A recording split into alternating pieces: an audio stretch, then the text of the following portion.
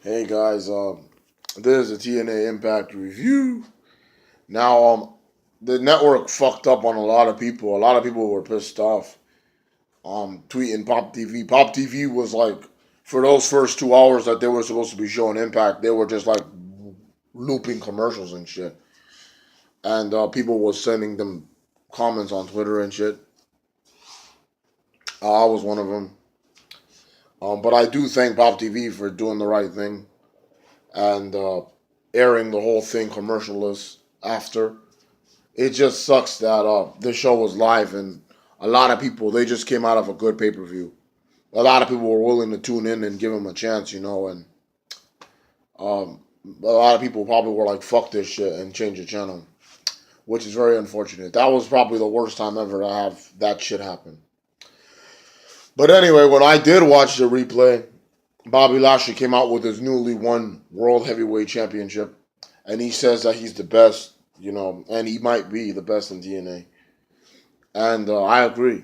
And then EC3 came out and challenged him for the championship, which I'm sure a lot of people were looking forward to. I mean, I'll talk about this later. Drew Galloway came out and said, "No, sorry, Carter, I'm going to be next." And so, you know, Drew Galloway is going to be next in line tonight. I would have rather seen EC3. I mean, this is Galloway's rematch, but I wasn't really looking forward to seeing a half injured Drew Galloway fighting a healthy Bobby Lashley. But at the same time, this is what they should do after somebody wins at a pay per view. You see, what I hate about NXT is they've only got like so little takeover shows a year. And what they do is, as soon as somebody wins the championship, instead of just having the rematch on the show so that you could move forward with something else for the takeover, they just have the fucking rematch in the takeover show, which is probably like 3 months later. No progression whatsoever. It's bullshit. I mean, I remember when I think it was Sami Zayn lost the NXT title. Like 2 months later, they had the takeover for Sami's rematch. Same thing with Finn Balor. Finn Balor won the championship versus Kevin Owens at the next takeover. And then Joe won it on a house show.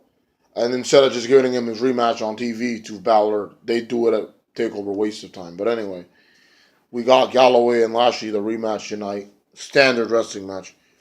King of the Mountain, Eli Drake versus Jeff Hardy. Jeff Hardy was about to win the championship, and then, which I was hoping he would.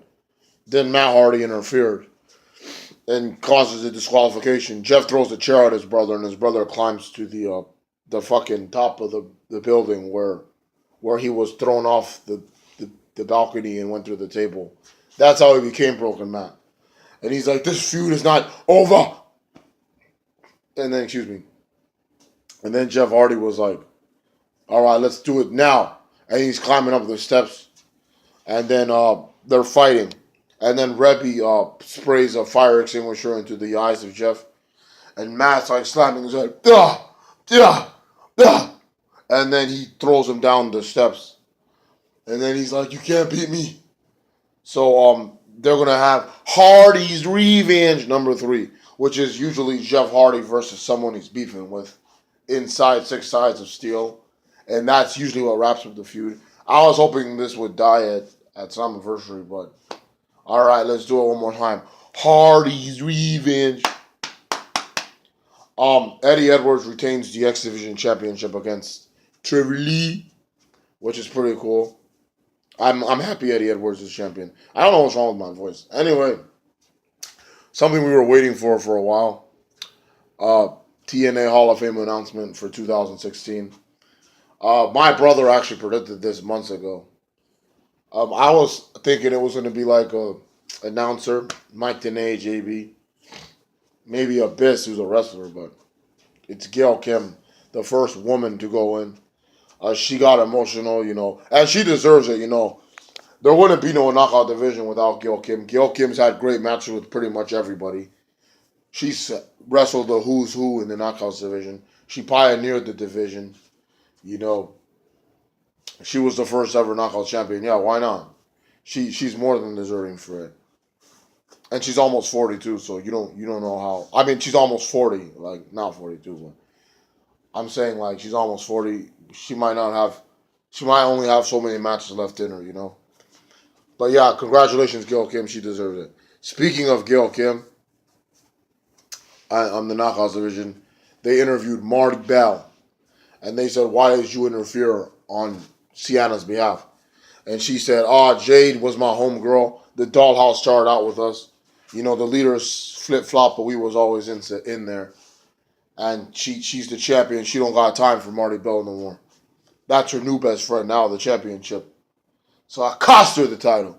And then Jade came out like, you want to do this now? And these girls are fighting each other. I'm looking forward to this feud. I just hope that they don't add more girls in it. But I'm looking forward to it. I really am. The next match was my favorite match of the night. I freaking love the Decay, man. They're awesome. And I was really worried. It's a fatal four-way tag. The Decay versus the Bromans versus the Tribunal versus Grado and Shira. I was scared because I thought the Decay didn't have to get pinned and lose. And I was like, no. And they did it, man. They freaking won. The Decay, they won.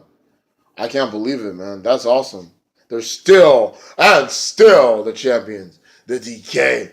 Yeah, I like Shira and Grado. I like the Bromans and I like the Tribunal, but my boys the Decay and my girl Rosemary. Those are the real tag team champions. They don't need to add anybody else to the group either. The three of them are just fine. But the Decay is still the world tag team champions. Now, Jesus Christ. Okay, after this, the Miracle and his wife came to the ring. Oh God, get him out! Get him out! Get him out!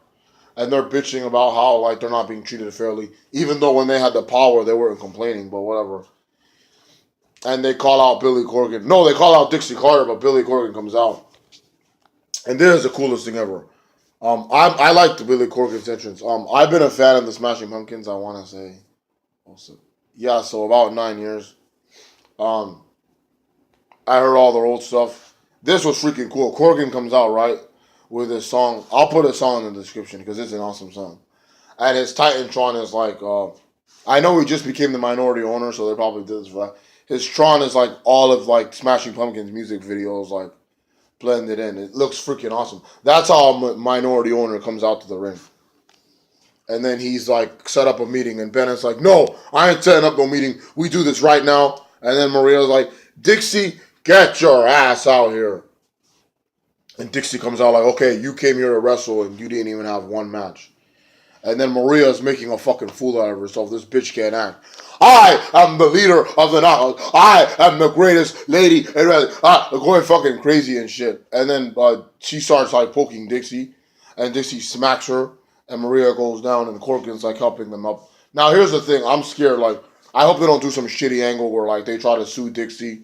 And then they get like half the company. Oh God. Immortal 2.0. Except that was actually entertaining. And then it looks like Corgan is like on the fence, so I hope he's not like secretly like with them.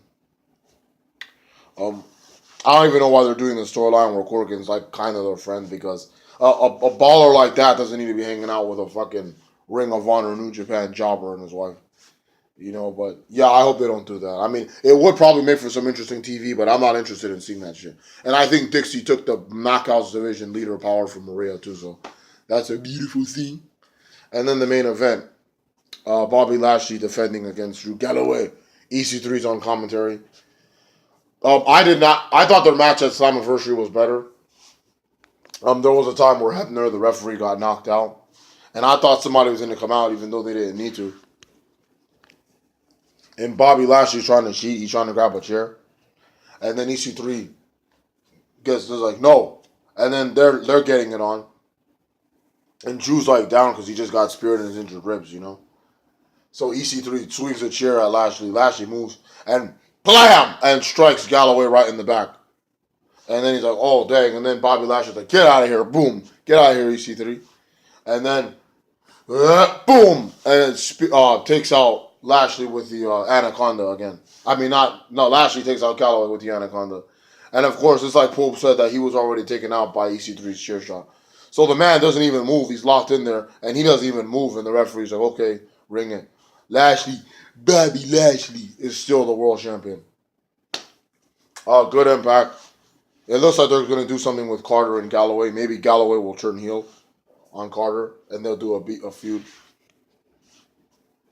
Um, Thank you, Pop TV, for re-airing that because I mean, I don't want to say you didn't have to because you did. A lot of people were wanting to watch it, and you did. And I didn't really expect you guys to do that, but you did it. So thank you. Pop, pop, pop, pop, pop, pop, Pop TV.